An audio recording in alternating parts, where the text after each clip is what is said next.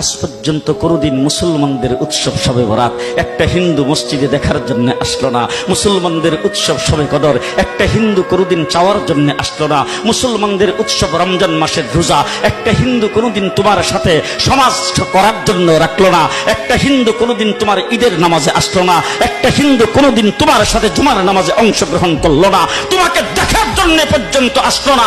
তার কারণ হলো হিন্দুরা মনে করে এটা মুসলমানের উৎসব, আর তুমি মুসলমান হইয়া হিন্দুর দুর্গা পূজায় কিভাবে গেলা?